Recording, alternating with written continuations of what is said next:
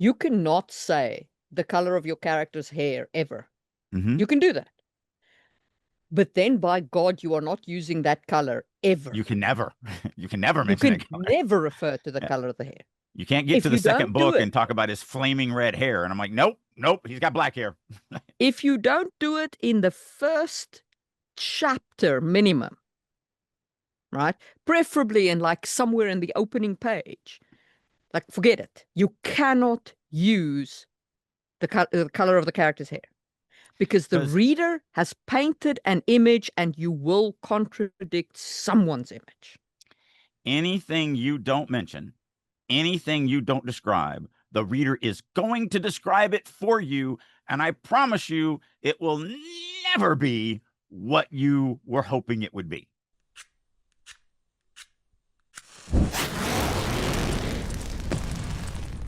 Releasing your inner dragon.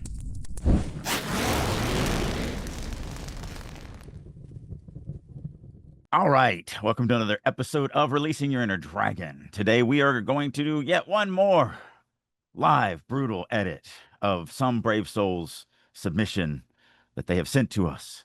And we're going to go through it and try to get as far as we can and talk about all the different things that we're going to talk about. While Marie's pulling that up, a couple things.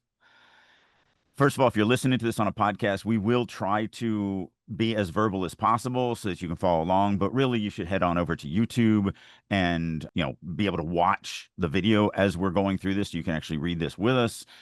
While you're there, you should subscribe and like and share and all of that great stuff. Also, if you would like to be a part of this, all you have to do is send whatever you want us to critique to releasingyourinnerdragon@gmail.com. Email's down below. We are also now once again gearing up for, and it'll be a few months, but we're gearing up for the next first page read, where we go through and we kind of act like industry people and we talk about why we feel the industry would either accept it or reject it and when they would do it and so on and so forth. Same email address, but you do need to distinguish that. If you're sending something for first page read, just say first page, because if it doesn't say anything, we're just going to assume you want us to critique it. So make sure you put in there first page read and we'll go from there. And then the last thing that I always try to say at these is remember, everything we're about to say is subjective. We're going to give our opinions on what we feel about what we read. It doesn't mean that it is factual. I mean, unless it's like a grammatical error, and then we're like, this is factual. But most of this stuff, when you get into critiquing other people's creative writing, is subjective. It's opinions. It's we're going to give everything that we feel helps, but you do not have to agree with it. Especially the writer of this, they can go, "Oh, I don't agree with that. I don't want to do that in my writing. I don't want to take that advice." Just this week in the writer's room, we push a lot of things in the writer's room, and like interiority is one of the big things that we push because we believe that the interiority that you put in your prose is what connects the reader to the character better than anything else. And this one writer was like, yeah, but this is too much for me, because we were showing all these places where they could add interiority. And we're like, yeah, no, our job is to point this stuff out. Your job is to decide what you want to take or how you want to take it or if you want to take it. So just remember that as we go through that. But how you doing, Marie? It looks like Huh? we're outside today. We are outside today. We are, in fact, in my garden because it is a really pretty day. I would just like to point out that it is currently uh, 20 o'clock, 8 o'clock for those of you not in Europe. And that over there is the sun. Yeah, and I would like to say I don't go outside, and I'm not really that happy going outside on Zoom. Like I don't know if I'm comfortable with this whole That's because you situation. live in that's because you live in hell. I do live in hell. It's also because I'm a workaholic and I work 7 days a week, 14, 15 hours a day, and I never leave my office. But yeah, I have been to the state you call home. yeah, yeah. It gets a little hot here. Yeah. It's I read something last night from a romance piece that I'm should not be toying with, but for some reason am poking at. But I said it in Vegas, and it takes place at night, 2 o'clock in the morning. And the character mentions the fact that, you know, everywhere else in the world, 2 o'clock in the morning would be nice and cool. It's over 90 right now at 2 o'clock in the morning in July. Yep. So that's Yep. Yep. like Yep. what? It's like 26, 27, 25, somewhere around there in Celsius. Yeah. It's obscene. Yeah. It's And that's at obscene. 2 o'clock in the morning. Yeah. Vegas. Vegas is obscene Yes. in its In heat. more ways than just the heat. It is Sin City for a reason. So, Yes. All all right. right. So, what So, do we have today? all right. So, as per usual, I am going to read a paragraph or so, and then we'll stop the comment. Do we know what genre this is? Uh, no. I'm thinking Delphius is screaming fantasy to me. So, It does to me as well. It also screams like maybe a a sandal kind of fantasy, okay. like a. It sounds vaguely Greekish, so maybe like Mm. a Bronze Agey or Classical Age kind of setup. Anyway, And we'll we're see. completely making that up from the name Delphius. Yeah, 100%. That's the kind of baggage readers come into a story with, just in Yeah. case you were wondering. Readers read a name and they're like, huh, it must be this kind of culture because the names are inspired by Greece or by French or by whatever. Yep. That's what Yeah, readers are like. it's crazy how much the reader injects into your story. And then I'll tell you an even bigger secret. And then let's say that you are not writing a sword and sorcery sandal. Then when the reader figures that out, they feel betrayed. Despite Yes. the fact that you never said it's sword and Right. sandal, you never put any of that on the page. Just Yes. from the name, they made an inference leap, and now they feel betrayed. You have personally slighted them Yes. on purpose. Because you made them feel stupid because they made this assumption. Again, it's You always the led them writer's down the fault. garden path with your It, choice of name. it's always the writer's fault. Like the reader will never take responsibility for any of that. So, So, all right. Well, that's uh, that's a lot of it's a lot of information on Delphius. a lot of Let's preamble actually find just out off the what name, this actually is. Delphius. Ah, We should do when things Delph, outside more often. This seems like a lot more energy. All right. um, I'm powered by sunlight. When Delphius approached the men in the meadow, one by one, they ceased their various activities and turned in his direction. They stood in their green and brown tunics and trousers of wool or leather, sporting close-cropped beards of brown, sometimes with auburn tints. Each paused long enough as he passed to nod once before returning to whatever task he was about. Few were the men in Intria who commanded such respect. Alas, Delphius was not one of them, not yet. Okay, I'm going to I've got pause there. I can see the second paragraph explaining where their difference comes from, but I just want to stop here and say I don't like this as an opening paragraph. I'm gonna second that. It it establishes what Delphius is doing, but not what he feels. And then it immediately moves away from Delphius. Literally, he's just walking towards some dudes. Then instead of telling us what these dudes are doing, what Delphius is doing, what we just get a very, very generic setup. Some dudes are doing something in some meadow, and they've got the I know they wear green and brown tunics, and I know that they have close cropped beards. Okay, but I don't know what they're doing. Just whatever task. So yes, and that's the first thing I wrote. The first thing I Yeah. wrote was various activities. Specificity would go a long way here. However, then we continued reading, and I have another bigger problem with this opening paragraph.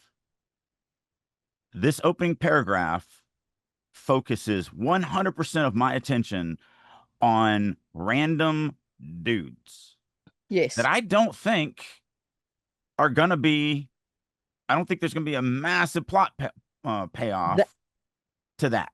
those random dudes are currently status props. They're Right. there to show somebody else's importance. That's their Right. only role. Right. So my recommendation for this opening paragraph would be to turn it inside. You know, we talk about interiority all the time, and we were talking about Yeah. it earlier today. Um, don't tell me what Delphius is walking toward and what they look like and everything like that, and that they're doing various things. Tell me how Delphius feels about these men. Like, keep me focused. Make right now in this opening paragraph, Delphius is not important. He's not the story. The story is not revolving around him. The story doesn't even care about Delphius, other than the fact that he's a camera walking toward things that the story wants you to see, which is vagueness. It's, as you said, it's some men doing things, various activities. What does that mean? Is are they preparing food? Are they, sharpening weapons? Are they um filleting slaves? Are they like various activities can mean anything? And if you do any type of specificity, it goes a long way to showing the reader what the tone of this story is. Um, but again, the entire focus of this opening paragraph is not on the narrating character. Because even the first sentence, which yes says Delphius's name, he's just walking. Yeah, That's that's my whole problem here is like we go Delphius is walking and then there's some status props. And mhm. then we go into lavish detail to describe what the status props are wearing and what their beards look like. Now, and those might be important. And so don't get us wrong. We're not saying don't do that, but those can go anywhere. And those like, and also I'll go back to what I said. It's more important to me to understand how those close crop beards make Delphius feel than it is that the men are wearing close crop beards. So this just does not start in a way that makes me go, oh, okay, I'm very invested in Delphius because there's And nothing in this opening that invests me in Delphius. I think that is the biggest problem. There's nothing that invests me in Delphius. I have no idea what he thinks about these men, what he thinks about this meadow, what he thinks about anything. All I know is that he doesn't have status and he's sad about that. That's it. And that's an inference. Okay. And we get at the end that he feels that he is going to be one of the few men in Intria who will command respect one day. But that doesn't, like, every young man thinks that. That doesn't make me go, "Ooh, this guy is someone I really want to follow." Like everyone thinks they're going to be bigger than they are, especially when they're, 15, 17, 18, 22, whatever. It isn't until you get our age where we're like, yeah, life sucks. You're not going to amount to anything. Just be quiet until you die. Like that bitterness doesn't come until later. But yeah, when you're young, you're going to be the most famous person ever. Um, but yeah, so that's the biggest problem that I had to it. Once I got past, I mean, obviously, like I said, I wrote various activities because that's a missed opportunity to really expand upon something. But even expanding upon that does not fix the issue with this opening paragraph. No. The issue with this opening paragraph is it doesn't focus on Delphius. Now, all that being said, very good prose, no grammatical problems, good, solid structure, paragraph, sentences. I would say no filtering, but the character's not even in the opening paragraph, really. So it's really hard to filter when you don't have your character in a paragraph. Um, but and there's nothing telly about this. I mean, it's just scene setting, and that can feel telly. But it's not blatant tells. So we could enhance that by, we talk about this all the time. If you're scene setting, it's always the character interacting with the scene interacting with the character, or the scene interacting with the scene, and then it becomes active, as opposed to just saying, they stood in their green and brown tunics and trousers of wool or leather, sporting close crop beards and brown, sometimes of brown and sometimes auburn tints. Like you're just describing something. Is it telly? Yes, but is it egregious? No. I mean, this is stuff that happens in prose all the time. But I would argue that some telliness would actually improve the paragraph if it said something like Delphius hated the men in, like, right, yeah. like tally interiority at this point would be good actually. Like, Well, that would be one quick way of doing it. I wouldn't yeah. say it would be good, because there's other ways to do it. But yes, even that would help All the right. issue. But really good writing. I mean, really good prose. So Yeah. kudos on that. Let's step onwards to paragraph 2. It was his companion and teacher, Ramuthuen, who was the object of their deference. Delphius's presence, in truth, had no effect. Ramuthuen walked at Delphius's side with an identical grey woolen robe, but with a cane as walking aid. Moving in a manner that could not quite be called hobbling, he crunched his cane on the weeds and grasses of the meadow. To each nod of respect he returned one of his own, along with a good-natured greeting. I'm going to pause briefly again. Okay, now I know a lot about Ramothawin, but I don't Hmm. know how Delphius feels about Ramothawin. About. Yeah, like, yeah. So same problem here, really. Yeah. So now I Um, still am not connected to Delphius. yeah. I now feel like Ramothawin is like an old wise man, and he's quite polite to people, and that makes me actually quite like him. But Okay. I know nothing about Delphius.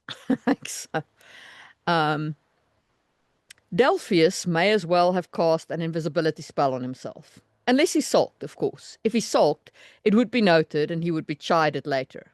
In truth, he had not sulked since he was a child. But should a frown shadow flit across his face, or dejection slump his shoulders for a moment, or any hint of consternation blink in and out of existence, his foster father, Ardemic, would take corrective action.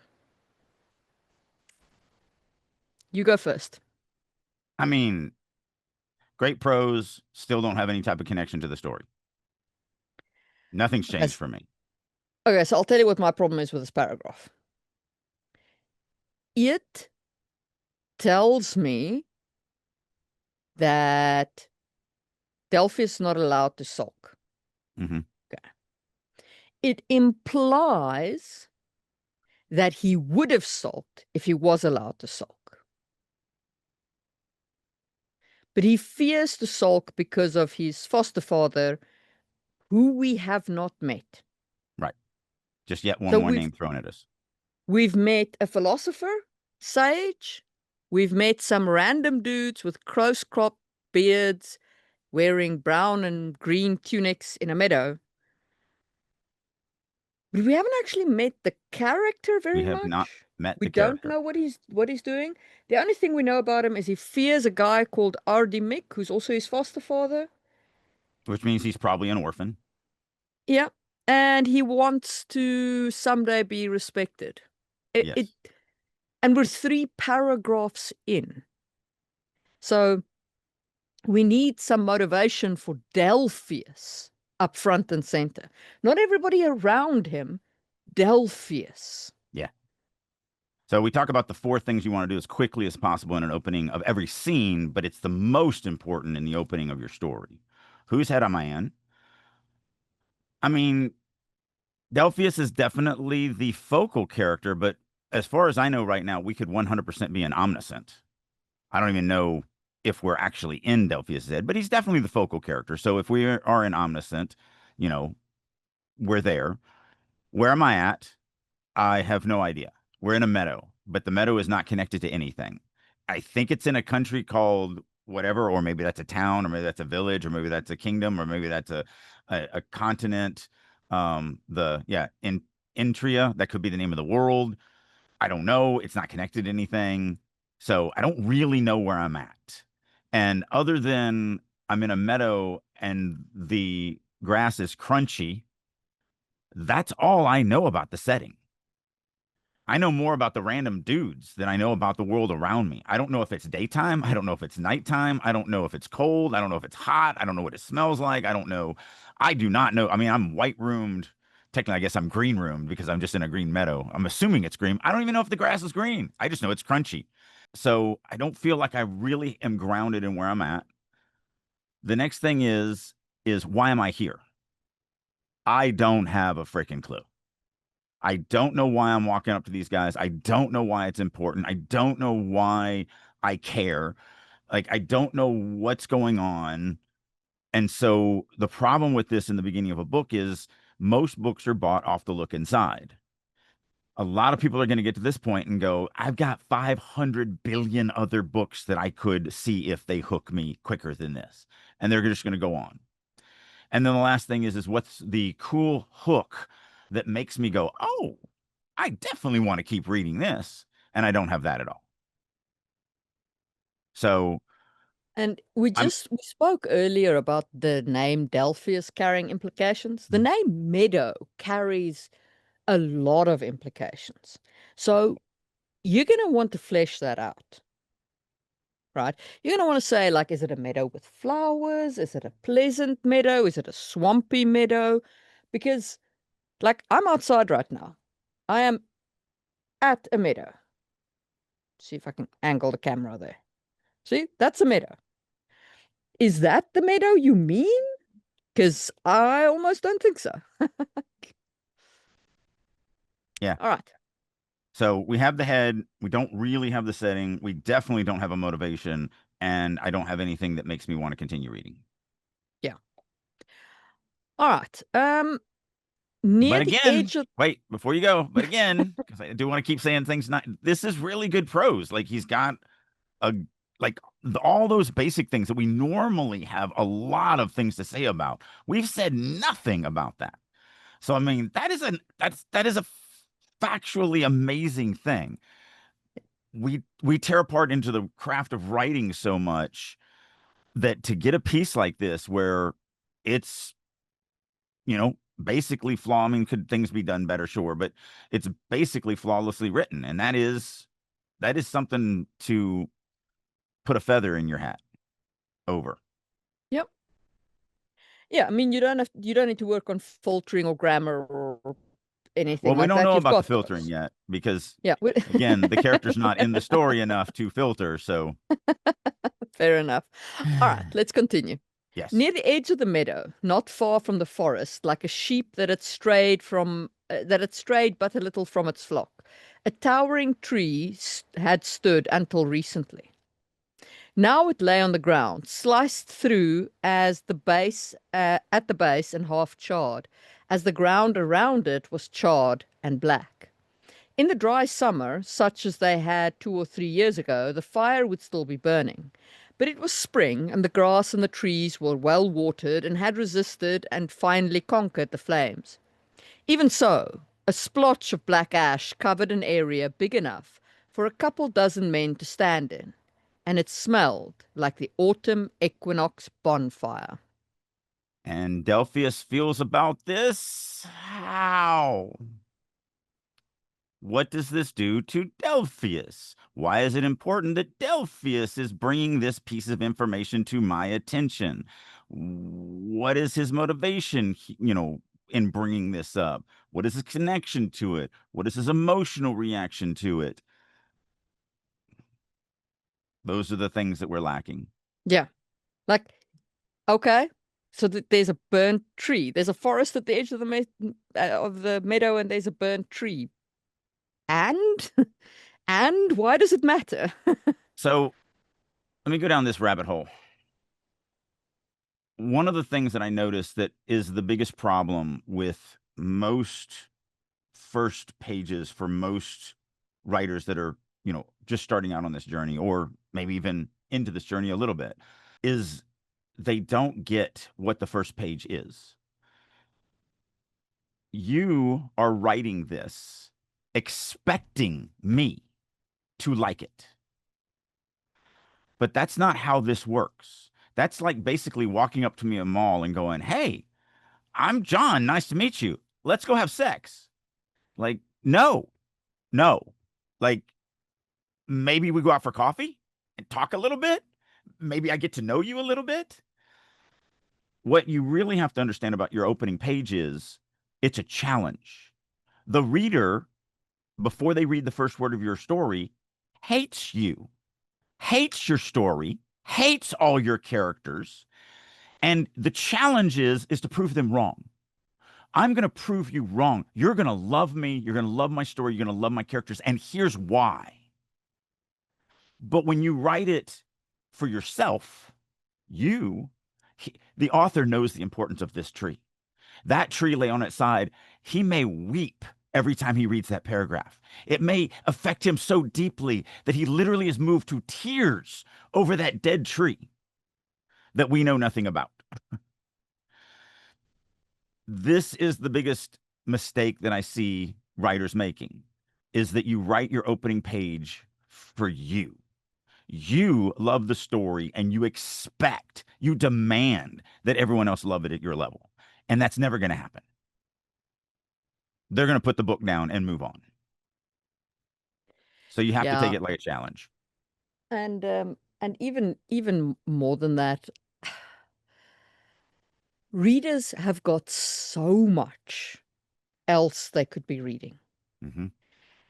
If you do not get them to attach to something in the story or something in the character, you know, Yeah. like, yeah.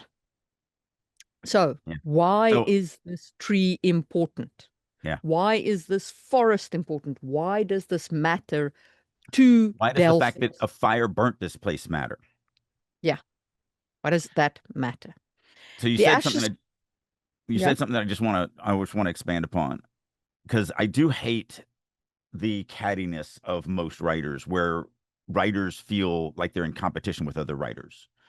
You are not in competition with any single writer. You're not. Me and Marie are not in competition. If somebody buys a book from Marie, it doesn't mean they can't buy a book from me. Matter of fact, the chance of them buying a book from me, if they buy from Marie, is pretty good, or vice versa. Like, we feed each other individually. What we are competing against, though, all of us, is the noise of books.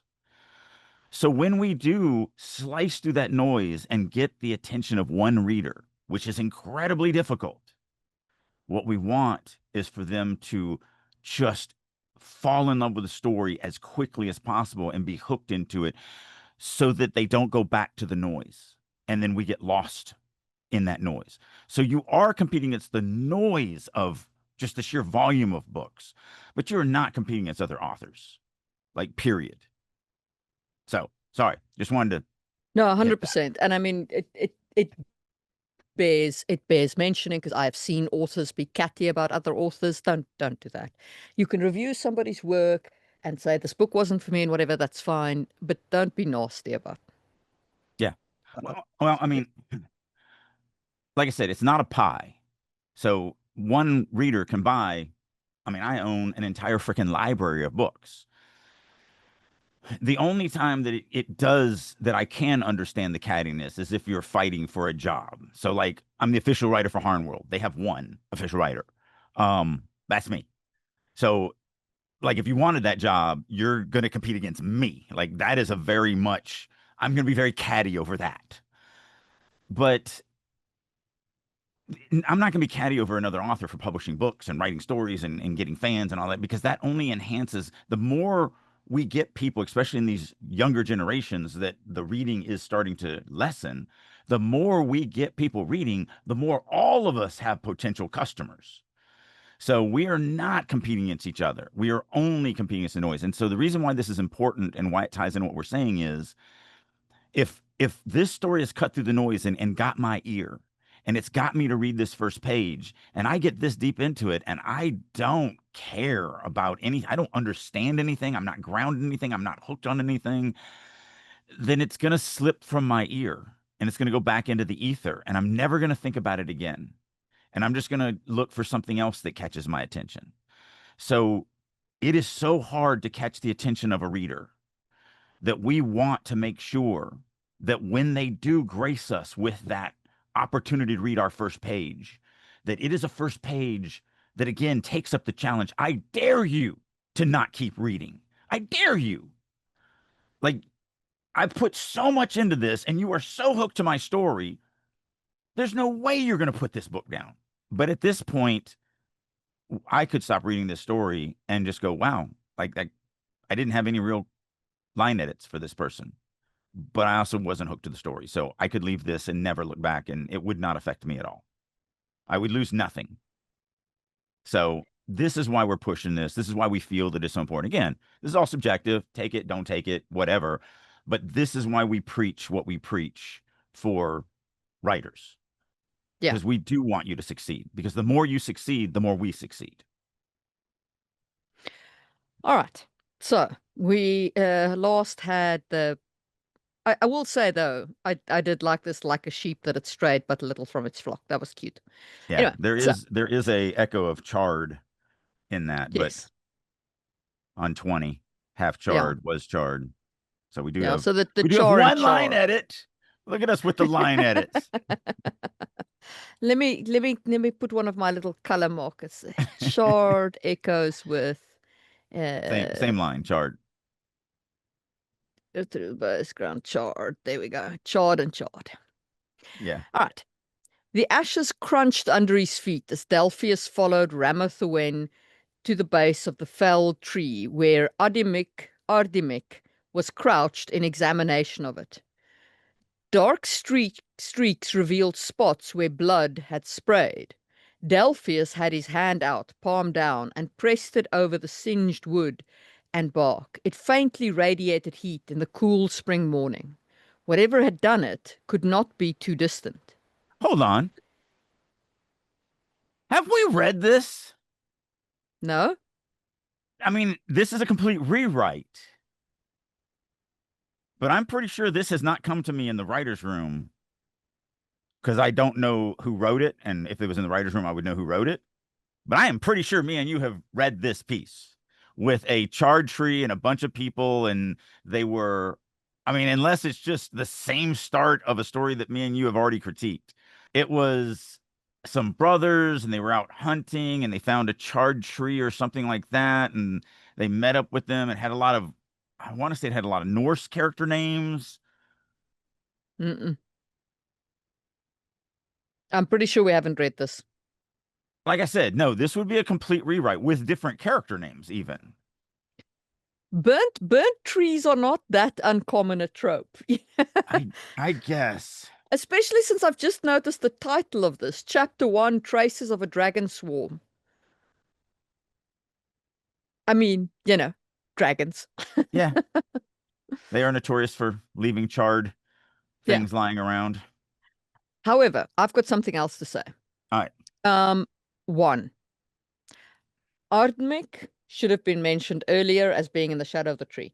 Mm-hmm. Two, the fact that this tree is the hook should have been way earlier. Mm-hmm. And Because we it looked at should have, that tree. We looked at the tree a little while ago, and there's no Artemis yes, there. Artemic. yeah. There's no There was Artemic no there. Ardmik in the tree. There's just a It was tree just a tree. and some charred ground. Yeah. So, yeah. It, in that moment where we had the tree, that was the point where we should have had interiority from our boy Delphius about, is he interested in figuring out what burnt the tree? Is he afraid of what burnt the tree? Is he wondering what it could be? Is he, what? Like the tree is the hook. The tree is the freaking hook. They're here to investigate what's At least been right done to now, the yeah. tree. But the hook is buried. So I just read down to the bottom of this. I'm telling you, I think that this is one this is a complete rewrite of something we've already read. Okay. Well, in that case, And I if it hope the wasn't here, it was somewhere with me. And I yeah. do end up doing this a lot. So but I know, I feel in my bones that this is a rewrite of something I've already discussed. It could be. I can't say because it's been a while since I actually checked the email on this. It's just in my queue of downloaded items. Someone in the peanut gallery also feels that it feels familiar to them. Okay. Well, shall I So, continue? oh yeah. No, I'm not saying, I wasn't Yeah. saying stop, but Yeah. I do like that both the ash and the grass is crunchy. though. Yes. All right. Where were we? Um, this was an intense fire to have burned so far, said Ramathawen, leaning on his cane, his stringy grey and white hair in slender, wilted coils, but cut short in the Intrian fashion. His short beard was of the same colours. The ground is damp everywhere else.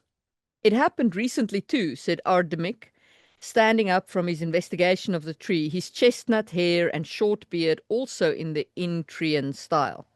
Even odder than the fire is the single stroke that felled the tree. That had to have been sawed, not sliced, said Ramathawen. His foster father, that his is pointing at Ramathawen, his foster father squatted back down to point at the base of the tree. No, this wasn't sawed, it's one stroke. He looked at the damage doubtfully. I've never seen an axe head as large as this tree trunk, nor the arm that could wield it. I'm telling you, in that Mm, scene, the tree was cut by one stroke and they talked about it. They were like, this okay. can't be. I remember this. I don't. So it might have been in the writer's room. I genuinely don't. Yeah, I feel like I would remember who wrote it. I mean, I'm personally invested in everyone that's in the writer's room. But I, anyway, I genuinely don't remember it. So if it was, um, okay. So I'm going to pause here briefly because I have something to say about this. yeah. Delphius has completely disappeared in his own scene. Hmm. He's vanished. He's gone. Yeah. He might as well not be there. The only Yep. people who are there are Ramathuin and Ardemic. And Ramathuin has suddenly become Ardemic's foster father. Yeah. Your his on 37 Yeah. points back to Ramathawen. Now, I do want to say 30 to 31. That's a rough sentence. Um, so first of all, now again, this is coming from somebody who doesn't use speech tags at all. I use zero, and I don't think that anyone should do that because there's plenty of times that I wish I could use a Drake said. However, you definitely want to limit them because they're just a tell. Said is always a tell. It tells the reader who said something. So if you are going to have a speech tag that also has narration in it, the speech tag is literally doing nothing. So if this instead was written, this was an intense fire to have burned so far, period. Ramoth Ramothwin leaned on his cane. We would know who said it. It would be Ramothwin because he's in the paragraph and we don't have the crappy said. And there's no reason for it since we have all of that extra stuff. But the big problem that I have is I do think that this writer, and this is an opinion thing. This is something that literally take this with a grain of salt because do what you want. But in my opinion, I do feel that this writer is leaning way too much on hair and beard color and style. Because the problem is since everybody, not only does everybody have the hair and the beard brought up, they're all basically brought up and saying also in this style and also in this style and also in the, well, first of all, I don't know what that style is. Is it a handlebar mustache? Is it, a little soul patch? Like I don't yeah, is it a Charlie Chaplin? I don't know. I don't know what that means. And so by just keeping hounding on me with the it's in this foreign country style, this Victorian foreign country. sideburns. I'm now going to imagine them in Victorian Yeah. sideburns. You know, those like Yeah. They're called mutton chops. with a gap here. Yeah. That's called mutton chops is what that's Yeah. called. Um,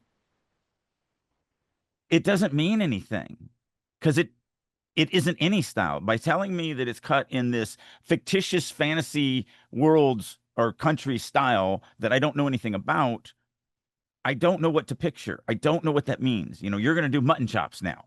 I might do a soul patch or Charlie Chaplin or something. I don't know. What does it mean? So this is just my opinion. I think this author's leaning way too much on that forever. Like if I'm going to do something like that, like a Lith in the Genesis saga, she has long braided white hair. And I do go to that often with her. But that's it. I don't I don't go with anyone else, but her hair is unique and it sets her apart and all of that. So I hammer on that because that's one of her distinguishing traits. So I think the other problem here is that everybody's hair is basically the same. Yeah, There's the only one who isn't is Ramathuwen, who's got gray hair. Everybody else has brown hair. Everybody. and all in Um, the Itrian style, yeah. which I mean, whatever that chestnut means. is just another form of basically, Yep. reddish brown.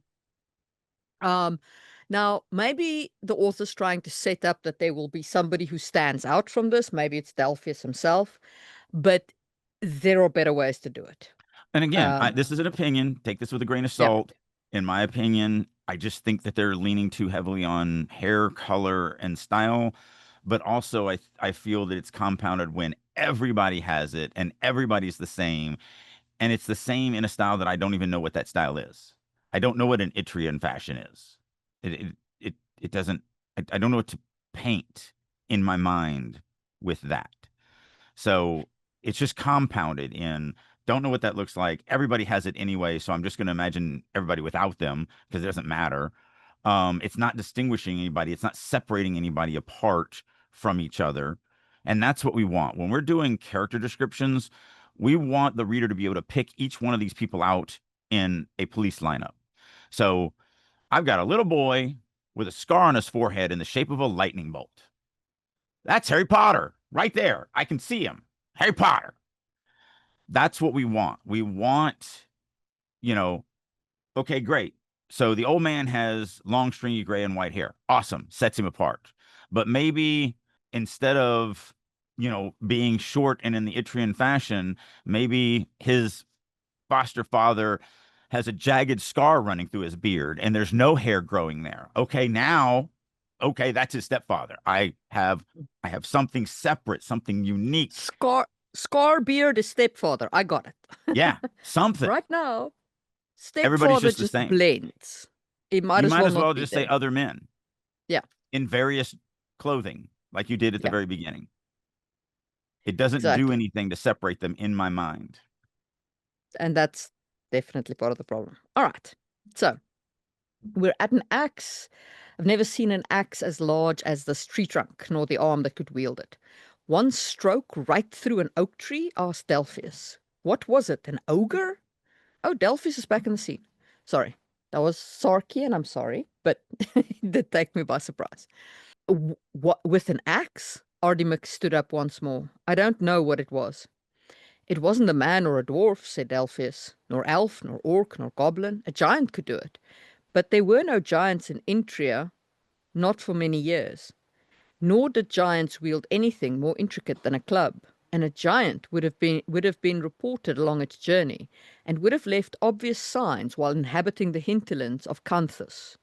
Ramathuwen was hobbling away with his walking stick. Who delivered the blows, and who had the pleasure of receiving them? What? The tree got chopped down, so the tree had the pleasure of receiving them, Right. surely. Yeah, I don't understand that. Also, here's a legitimate line edit here. Um, you really want to stay away from those was ings unless there's a very specific reason for it. So Ramathwin hobbled away with his walking stick. Mm, There's just no reason to go with the passive was hobbling. yeah, you can just say he hobbled. Now, It's fine. sometimes the was ing verb is better because it feels more continuous. But hobbled already feel he's hobbled. He's hobbled away. Yeah, He's doing it. So the whole was ing verb normally as your action verb is not something you want to do. yeah. Fully agree. And then yeah, I don't understand. I don't understand that line, the who delivers the blow and who had the pleasure of receiving, because the tree received it, like you Yeah. said. But I don't understand also 41. Was it an ogre with an axe? I'm assuming that the implication is that ogres don't use axes, like giants. Yes. but it just, I don't know. I'm just saying it Yeah. it popped me out of the story a little bit. Also, okay, so now I know that the tree is the mystery. I know that they're trying to solve who did it. I know that there's elves and orcs and so on and so forth in the world. I don't know. Firstly, I don't know if Delphius is anything other than human, which would Right? be good to know given the list of things that are in the world. I still don't know how Delphius feels about this. No. Is he invested in this? Is he scared for his village? Is he excited? Is this Yeah. something novel? Is it an opportunity for Delphius, foster son of Ardamic, to prove his mettle? How does he feel about this? What is his investment here? And 40 is just a prime example of a missed opportunity. One Yeah. stroke through an oak tree, question mark. This is how that affects me. Like, am I blown away? Am I, you know, shocked? Am I in denial? Whatever. And then, was it an ogre? Again, how do I feel about that? Is the fact that it could be an ogre, as Marie went through, terrifying or exciting or an opportunity or, you know, blah, blah, blah, blah, blah. And then all of these things are what connect me to this character. So exactly. So this is the problem. Right now, we've got all of these moments that are just being said. We're just getting the exteriority. There's no inside to Delphius. All right. No And interiority. without inside, without interiority, you can have a locked room mystery. And there are readers you'll attract, but you're going to miss a lot of readers because they're not going to understand why it matters. And that's what your interiority gives. Okay, ready? Yeah. So, like I said, they're about to meet somebody else that comes out of kind of nowhere, and that happens in here too, just like in my memory of that other one. The only difference was I feel like everybody was related.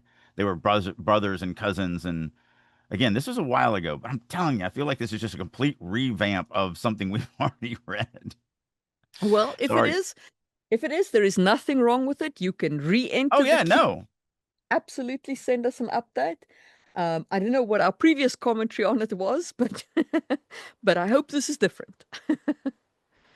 I Um, remember we were very confused on all the different names and relationships, and they kind of came yeah. out of nowhere. And I'm pretty sure we even said the same lack of interiority. Well, at least this time I'm not confused by the names. So, Right. Or yeah. their relationships to each other. Or their relationships with each other. So that Hmm. part has been sorted out, if that was our previous critique.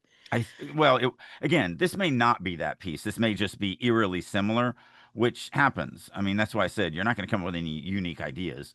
You're not smarter than every writer that's ever written stories for the last 15,000 years. Sorry, you're not that special. None of us are. So this could be just, you're right. I mean, dragons and trees and burnt trees and chopping them down and mysteries of chopped trees that were chopped by one slice. See, that gets a little more unique. But anyway, this could be a completely different author with a completely different piece. Man, there's a lot of similarities. But anyway, All that's neither right. here nor there. You can always send us the same piece over and over and over again. Yeah. Just make edits. Please make edits. Well, So yeah, we're don't not, send us the yeah. same thing. Make the edits, then resend it to us, and we'll happily critique it again. I mean, Um, that's the one kudos I got to say about this is we're not 100% sure that this is, I mean, the you're not at all, but I'm not. Like, I yeah, feel like it is, but I'm not. Like, so it was edited. If this is the same piece, definitely. it was edited. The footprints will tell us, said a voice some yards away. Welker, the forest warden of the lands of the city of Canthus, was the one who had first come across the tree and sent notice, which had eventually reached Dromothuin. He now traversed the meadow, gaze directed at the ground like a handful of other men. Delphus joined his master in the knee-high grass and weeds of the clearing. The old man's eyes were closed and his lips fluttered silently as he mumbled to himself. His free hand came up, limp fingers pointing vaguely at the sky, an absent-minded gesture as he concentrated. At last he opened his eyes. There was magic at work here, but it's gone now. His gaze turned to Delphius. Can you sense it? Taking a deep breath, Delphius closed his eyes and mumbled his chosen syllables, an unnecessary but helpful focusing technique. It took longer for him to become focused than it took Ramothwin, but frustration would only make it harder. The syllables flowed, and eventually he reached the state he sought. Like ducking one's head under warm water, crisp sounds became low and fuzzy, and the sound of his own head filled his ears. He was isolated from his environment, but he now could sense what he sought, even though his eyelids covered his eyes. Okay, I'm going to stop there because I've got a chunk to say about the magic description, but you want to go first. I'll just start with something really, really small that kind of illustrates some things that we've been talking about. 52. Delphius joined his master in the knee-high grass. No, no, I've already painted this field, and this field has, very well trimmed, manicured grass, or, eaten by animals or whatever. There is no knee-high grass here. So now, like we said earlier, now you, the writer, have made a mistake. You have been inconsistent in your writing. Even though above you did not say that it was short grass, you didn't say anything. So I've already painted that picture and it's short grass. And I'm not going to go back and look to see if I'm right. No, you're wrong. You up there wrote that it was short grass, even though you didn't. So when I get here, I'm just going to go, oh, this writer can't even keep consistency of the height of his grass because the grass is short. And I know it's short because I read it up there, even though I didn't. But again, that's not how readers aren't going to go back up there and go, oh wow, I made a mistake, he never mentioned it, let me read. No, no, you're the author and you're wrong and you didn't hold your consistency, even though you didn't mention it at all. So it comes down to the same thing with Delphius. But you still have a responsibility. So this is one of those things about being an author, right? You cannot say the color of your character's hair ever. Mm-hmm. You can do that. But then, by God, you are not using that color ever. You can never you can never You mention can that color. never refer to the Yeah. color of the hair. You can't get If to the you second don't do book it, and talk about his flaming red hair and I'm like, nope, nope, he's got black hair. if you don't do it in the first chapter minimum, right? Preferably in like somewhere in the opening page, like forget it. You cannot use the color of the character's hair because the Because reader has painted an image and you will contradict someone's image. anything you don't mention, anything you don't describe, the reader is going to describe it for you. And I promise you, it will never be what you were hoping it would be.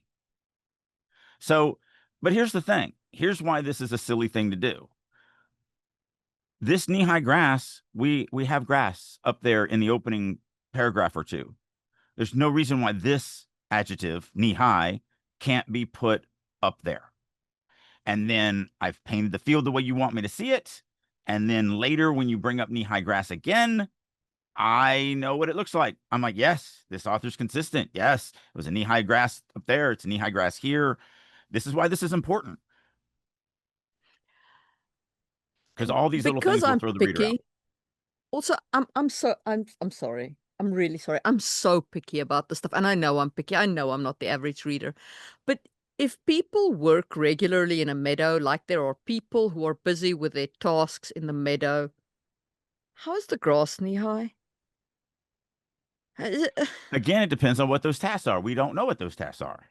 Yeah, I I grant you. mean, But I mean, I imagined a horde of men because there's like several men and they're doing things and like, like, how would the grass? Anyway, sorry. but the I'm task that picky. they could be doing would be picking their nose, and that It wouldn't could be. trample the grass. We It don't could be. know. We don't know We what don't the know. various We activities don't they know. were doing. We don't know. Anyway. Okay. Um, I have got a problem with the way that magic is described. Mm-hmm. Okay, so I'm going to start with the obvious one, the one that we've sung all throughout this piece. How does Delphius feel about magic? Does he love it? Does he hate it? Does he whatever? Like, is magic incredibly cool for Delphius? Does he freaking love doing it? Or is it a chore? Does he hate doing it? This sets up how he feels about the core fantasy component of this story. You are not telling the reader how the reader should feel about magic in this world. Is magic a thing that the reader should be loving? Is it a thing the reader should hate? You know, Should they fear it? should they fear magic? Then, like, Jim Butcher is probably the best at this that I've ever seen in published fiction, right? When Harry uses magic, and this happens all the time, even late in the series, when Harry uses magic, the love that he has for magic just pours onto the page. It's one of the primary selling points of the book. The magic system isn't even that hard. It's inconsistent, it's all over the place, crazy things happen. It doesn't matter. Okay? It's I so go it's with I go with all of that. Why? Because Harry Dresden loves magic. yeah. He loves it. And it pours out onto the page. And that makes me love magic. It makes me go, this magic is so cool. So I get none of that here. yeah, exactly. So the Dresden, you mentioning the Dresden magic system reminds me of a meme. So it says in fantasy, there are two types of magic systems. And on one side of the picture, it's Albert Einstein standing in front of this like 40-foot chalkboard that's just literally covered in mathematical formulas all the way to the bottom, side to side, like just this massive complex thing. And the other frame is a thing from anime, and it's this guy just screaming at the screen going, "It's magic, bitch!" That's it. Those are the two types of magic systems we get. Either insanely overcomplicated or just it's magic. It's magic. So that's my first problem, and I know I'm getting a little passionate about it, but that's because magic systems and fantasy descriptions and so on are very kind of like important to me, Yeah. and I really want to know how people feel about magic. My Yeah. second one is Delphius closed his eyes and mumbled his chosen syllables. You do not need a necessary but helpful focusing technique, and over-explaining it detracts from the description, in my opinion. Chosen And if syllables. you did feel that you needed that, you could do it something like and mumbled um the symbols that helped him focus or something to Yeah, that effect. You could make it a little bit more active instead of just this telly and unnecessary but helpful focusing. That's just info dumpy. yeah. It's not much, it's one line, but still you could just do it a little bit It more active if you feel the reader needs that information. will, more to the point, the reader, at least this reader, inherently got it. Yeah. The magic system here doesn't have spells, but you can help focus your magic by mumbling nonsense words. I have read, I'm a fantasy reader. I cannot even begin to tell you how many magic systems I've read and encountered in text. In fact, the Harry Dresden magic system is exactly like that. You can say any words. You don't have specific spells. You can make things up. The point is just to say something, and that saying something helps you focus. It helps protect you from the flow of magic. Levioso. Harry Potter is different, though. Harry I know. Potter is specific words said I in a know. specific way because it's kind of based roughly on name magic. Yeah. And name magic is always very. But I mean, these are things that I know because I have read a million fantasy books. You think your magic system is unique? It's not. No I'm going to one's play is. devil's advocate though, because this is a fundamental difference between me and you in our writing Mm, styles. Um, and I will go with exactly what I'll throw your own words back at you. You are not the typical reader. So the difference and the reason why I'm a lot less critical of a line like this, I don't like it because it's an info dump and it could be active. mm. That's my problem with it. But, one of the differences between us is I'll tap that nail a little harder than you will. I'll just give a little more to my reader, like, hey, I need to make sure you really understand that these are unnecessary. It's not necessary for him to say these words. It could be any words. So I'll tap that nail. I will put something like this in here where Marie won't. And we're both Yeah. right. We're both right. She's right, I'm right, because this is subjective in how you decide to run yourself in your author, you know, voice. So I But agree. I would just say that I would definitely you can put in I would maybe put an extra. I would say taking a deep breath, Delphus closed his eyes and mumbled his chosen syllables. A help his battling to get his focus in line or something. Like some yeah, way to connect it, 100%. But the way it's written there, it reads like something you would put in a textbook.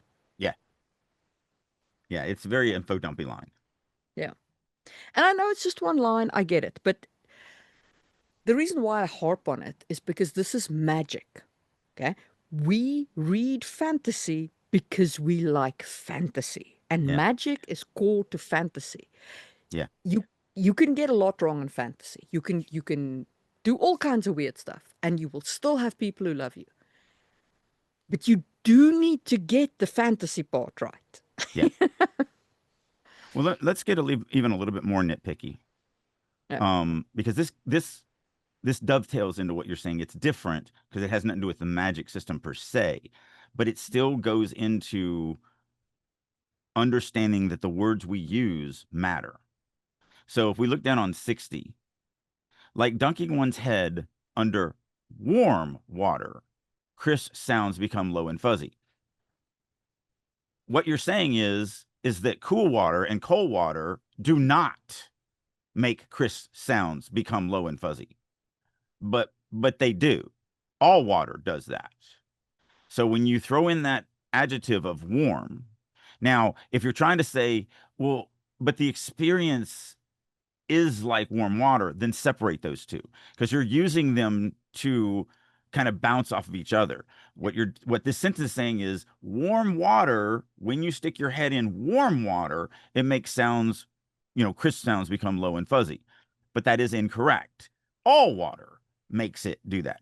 So if I need them to know that using magic, one makes you feel like you've stuck your head into warm water, and two, that water makes all these crisp sounds turn, fuzzy. I'm going to want to separate that. I don't want to use that as a dichotomy because any little thing like this, these are speed bumps. So now some readers like me are going to go, wait, does that mean cold water doesn't do that? And as me and Marie say all the time, if the reader is thinking about what you wrote and not the story, they're thinking about the wrong thing. So now I'm thinking about what you wrote. Warm water, crisp sounds, but does that mean cold water doesn't? Like, is that a magic thing? Is that, is this weird world that doesn't have cold water? Like, but none of this, like, I shouldn't be thinking about any of this. Like, this is all stuff that you don't want me thinking about. You want me thinking about learning this magic system right here. So Yeah. it's the same thing that we were talking about. And the reason why I feel like it dovetails into that, it's the same thing. How we describe things and our choice of words and what we're going to do to roll this stuff out is vitally important. Every word matters. That's why, one of my Drakeisms, every word on purpose, by design, by choice. So Yeah. Yeah. just be careful with that. And it's the same thing when you're describing your magic systems. Yeah. And it's just so the very easy fix to this is like ducking one's head under warm water. Full stop. Crisp sounds became low and Yep. fuzzy, and the sound of his own head filled his ears. Then Yep. the crisp sounds and the fuzzy head are connected, and the warm water is separate. Yeah. Perfect. Yeah. So literally just putting a period after water and Yeah. capitalizing crisp, like fixes, it separates them The instead of whole thing. using them as a when this happens. Now they're just two different events. Yeah. And I know that was super nitpicky, super But it nitpicky, is, but no, it is problematic. especially in a paragraph where you're rolling out magic, because now my Yeah. mind is on magic. Yeah. And so now I'm going to be wondering, is this a magic thing? Or is it, or is it like just the author not putting the right punctuation? Right. All right.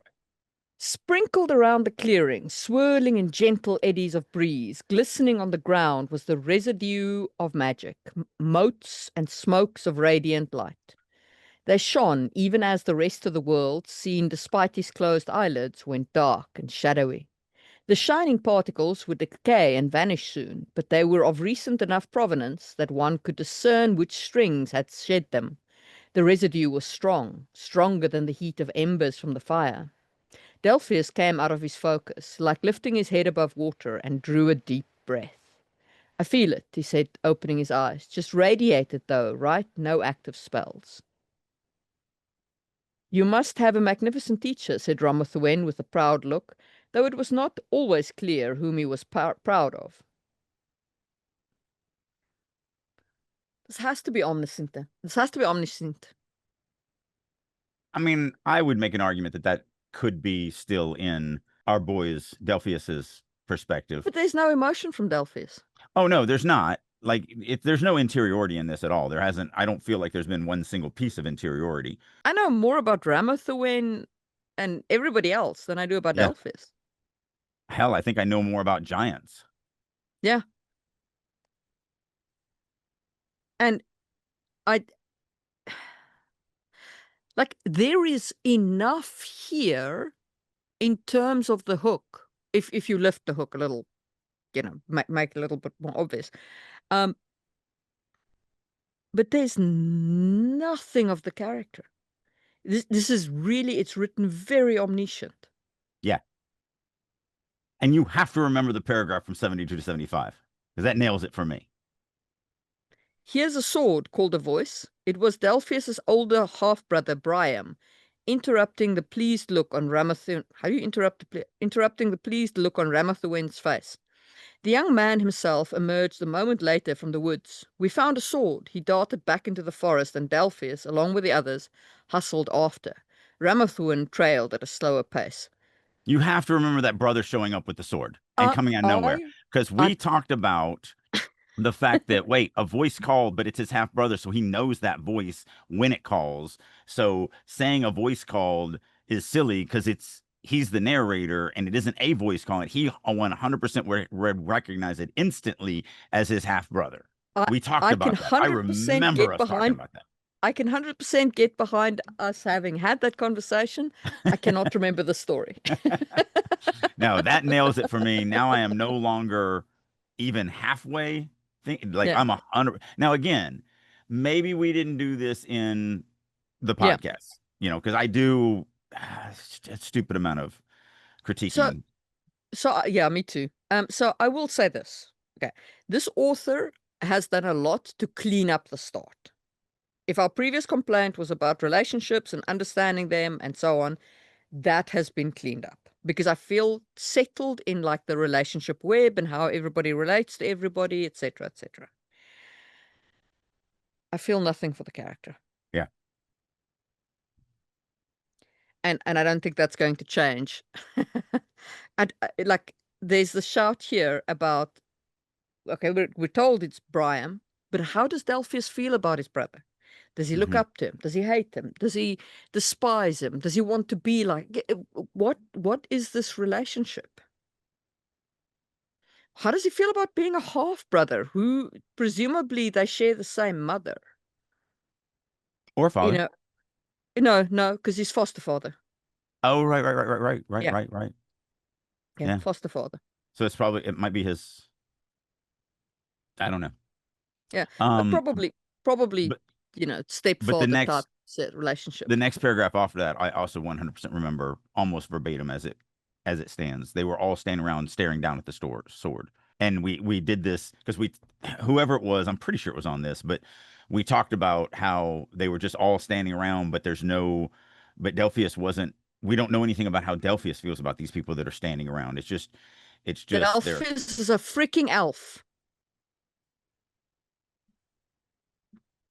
I think we knew that too. Like I said, I am 100% sure now that this is something I I have didn't know that, critiqued. and I am back on my hobby horse. We I should have I known that I he was an think elf in chapter one. I feel like we popped that too in the last time we read this. But I do remember everyone standing around and we're like, but what does this signify? Why are we doing this? How does it feel to Delphius? Yeah. So yeah. Okay. So here's my advice to this author. One, introduce Delphius all the way. You've Hmm. got to put those wavy golden locks in there. You've got to put the elf ears in there, like way at the top. I understand Hmm. why you're going on about the hair. You're saying Delphius doesn't look like the others, 100%. But you need to establish Delphius's look at the top. And we Let need me to know add to he's an that. elf. We Let me add to that. have to know he's an elf. Hmm? Let me add to that. It's not about the fact that Delphius has blonde hair and everyone else has brown hair. That is not what matters. So I disagree with that wholeheartedly about just going through and showing all these brown hair, brown hair, brown hair, brown hair, blonde hair. What is going to connect me is, how does Delphius feel about the fact that his hair is different color from everyone else's? And that's something I want sooner. I want that feeling. If this is what he's feeling, again, we're taking liberties with the story. We don't know because it's not in here. We have to make it up. If Delphius feels like an outsider, if he feels like his elvish heritage um just makes him less than his human counterparts. Although, the funny thing is every one of these people could be elves too. We don't know. Um, then yeah, that's what's going to help me connect to Delphius.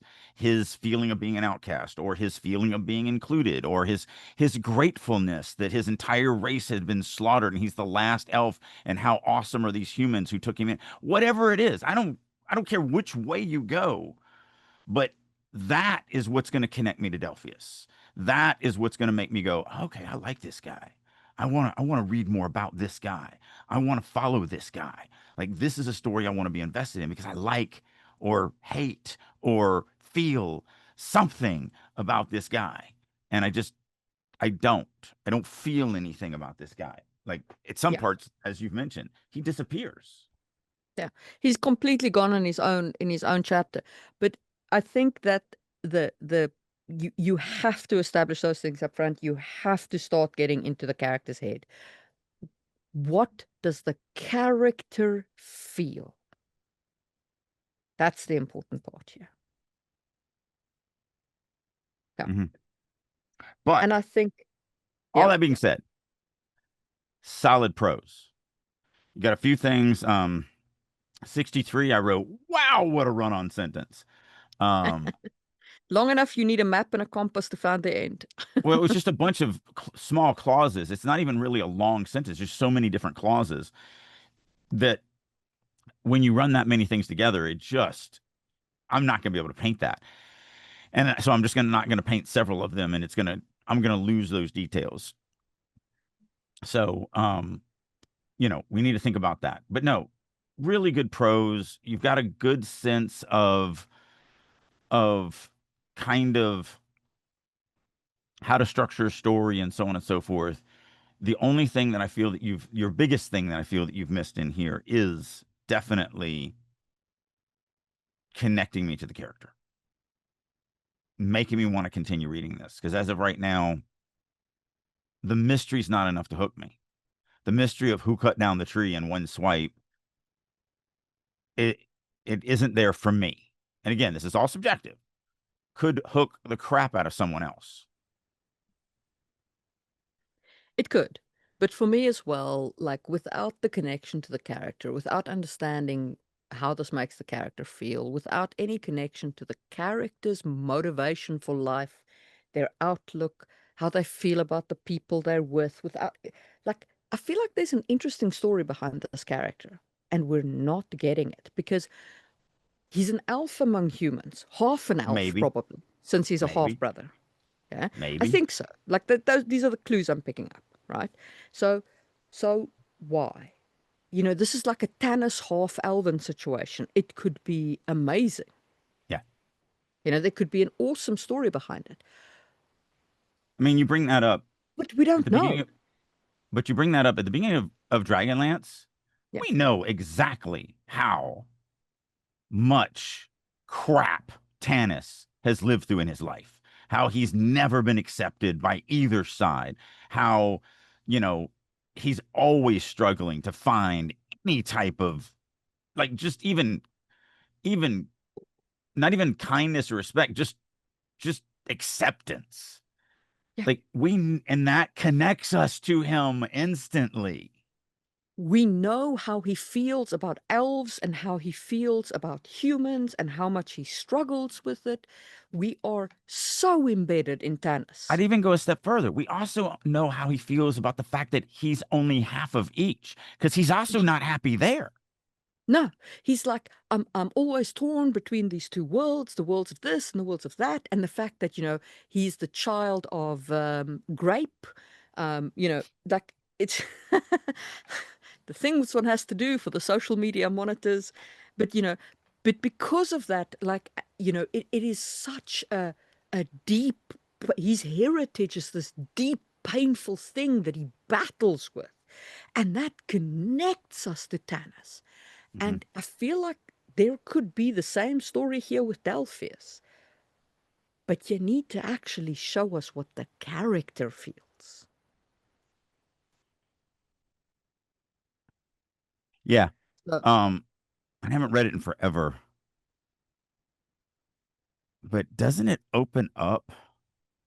I will say the Dragonlance, like the first few books and Time of the Twins and so on, holds up remarkably well for 80s fantasy. Like remarkably.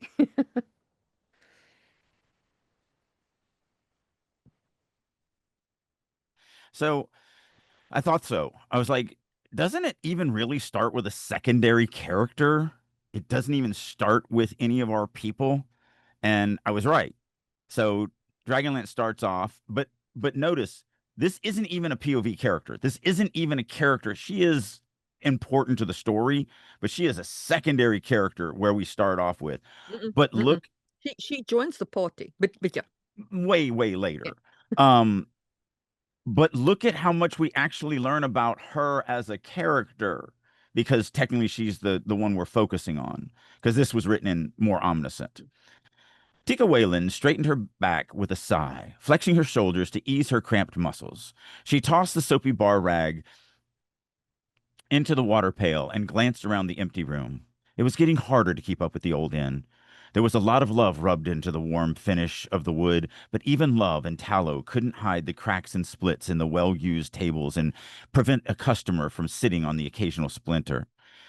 So, like, we get how she feels about this inn that she's cleaning, how she's both nostalgic and remorseful. she loves this place and she's struggling to keep up with it. We get Yeah. that straight out the gate. Yeah. And And that just, right there is enough to make us go, okay, that's kind of interesting. I want to learn more about this.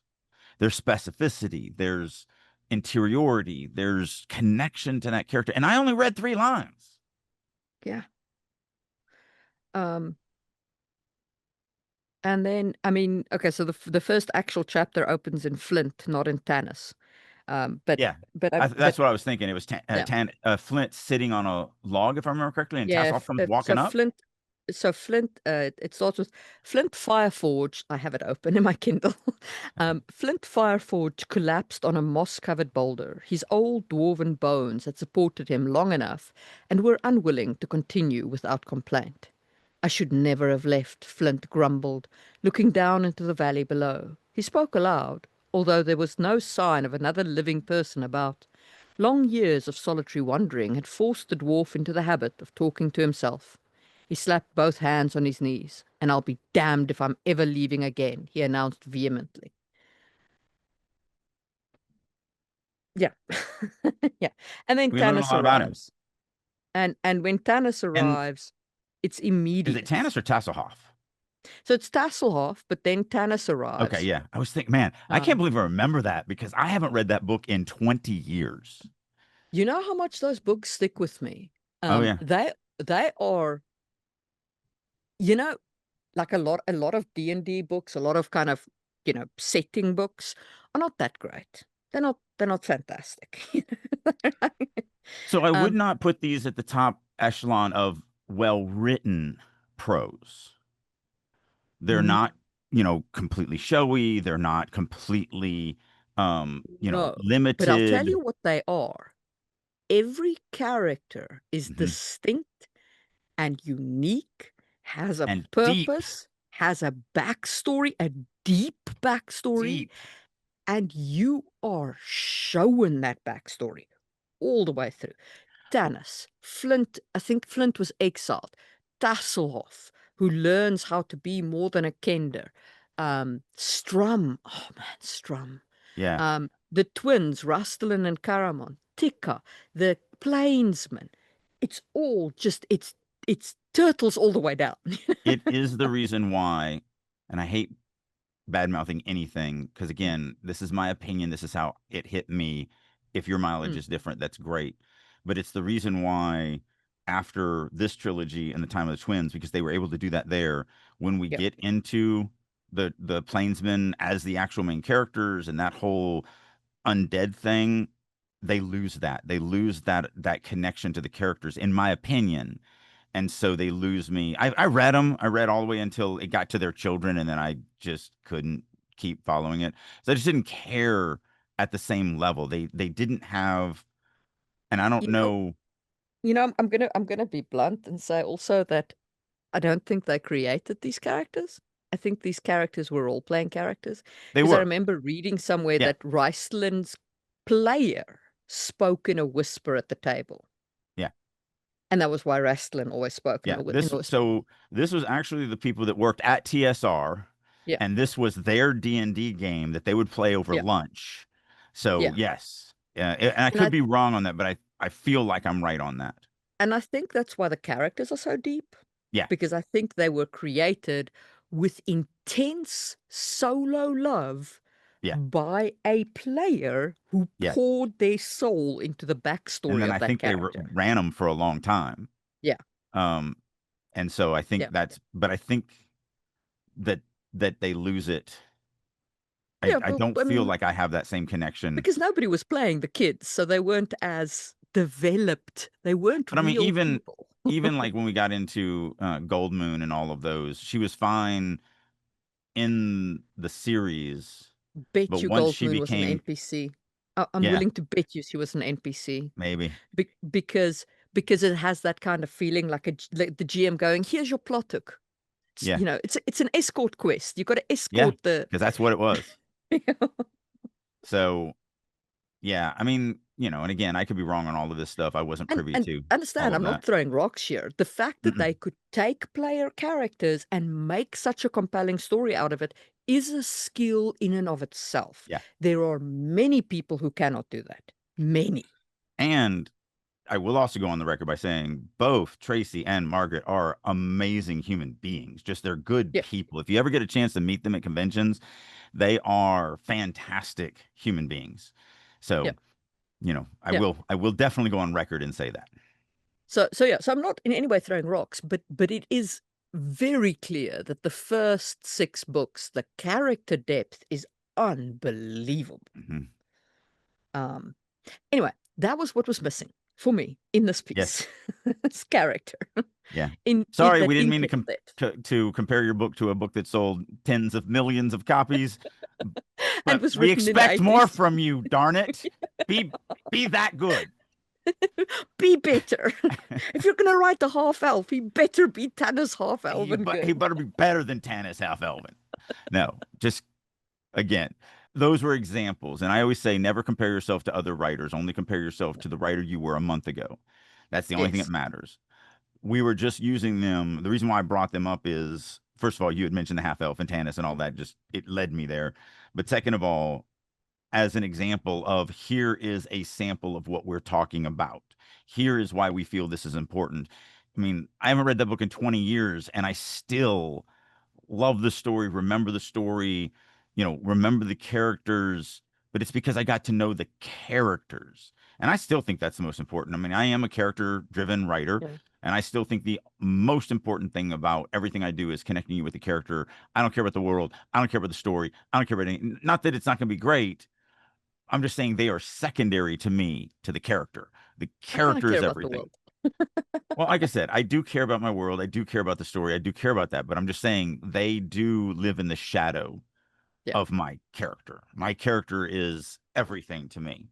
And so that's the main thing that I'm going to connect you to. Just on a side note, if you do want to know more about my way of world building, I have a Kickstarter live where you can go follow and love and do all those things. But I think that we have ridden the horse in this case and Except spoken about for the elf. I want to go a little deeper than that. Like Uh, your Kickstarter is something, and if you're writing fantasy, like Marie has written one of the most amazing books on world building, on actual processes to think about, on how to organize your thought process and all those crazy notes and ideas that you have. Seriously, this Kickstarter is your key to really developing great, dynamic, well thought out, logically consistent worlds. So I don't want to just say this in a passing, like, oh, we got a Kickstarter. No, if you want to make your world as good as any character within your system, the link will be down below. Go check out that Kickstarter. If it's already passed, if you're in America, the book will be available at Starving Writer Studio. If you're overseas, it'll be available on Amazon. I think that's the only place it's going to be available. yeah, and it's called World Building Blueprints. If you look it up on Kickstarter, it's the Kickstarter is launching on 19 July. And it is currently in preview stage, so follow along. The book has over 50 exercises and worksheets. So by the time you're done, you will have a completed world and a story ready to go. So Yeah. yeah, Yeah. This is a must have on your shelf, in my opinion. And I didn't write it. Like, there's very few books that I promote that I didn't write, but this is definitely something you want to get a copy of if you want to even take your writing and take your world building to that level that actually matters to readers. So I didn't want to just do that as a throwaway line because that's an amazing thing you have created. thank you. And I think that that is having feeling all good about it. That is a great note on which to end this episode. And we will see you soon for another one. Bye. If you are ready to take your writing to the next level and work with a group of highly motivated, dedicated writers who are all working to not only improve their writing, but improve your writing, plus you get to work with me on a weekly basis, then I'll encourage you to check out writersroom.us. This is a website that I have created that I really wish I had 30 years ago. It's everything a writer needs to become a better writer. Not only do we do weekly critique sessions, both from other members as well as me, we have daily writing sessions, I do monthly classes, Q&As, we have activities, I do all sorts of learning exercises, such as I do a quarterly writing prompt contest, and just tons and tons and tons of things. So if you're ready to get serious about your writing and you want to actually finish that novel and have a chance of it being published, then I encourage you to head on over to the Writer's Room and join me there. And as a special promotion for listeners of Releasing Your Inner Dragon, I'll go one step more. If you would like to get 50% off for 3 months, reach out to me. There's a million ways you can do that. You can do it through starvingwriterstudio.com, drakeu.com, any of my social medias such as LinkedIn, Instagram, Facebook, X, whatever. Reach out to me, say that you would like to check out the Writer's Room for 50% off, and I will send you a link that will allow you to do just that. So hopefully you're ready to start getting serious about writing, and I'll see you in the Writer's Room. Thank you for tuning in. This is Marie Mullaney, your co-host on this literary adventure. Our goal is to provide you with valuable insights and discussions on writing. If you believe in our mission, please like and subscribe our podcast. Sharing our episodes with your community not only helps us grow, but also contributes to a richer, more diverse conversation about storytelling.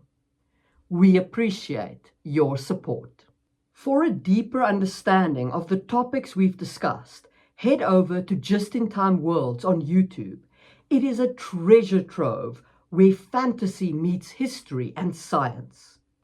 Every Tuesday, you'll find new videos that delve into the intricacies of world building, drawing from our rich real-world history. Whether you're a writer, a role player, or just a fantasy enthusiast, Just in Time Worlds offers unique insights that will enrich your perspective. Check it out and join the journey of crafting incredible worlds.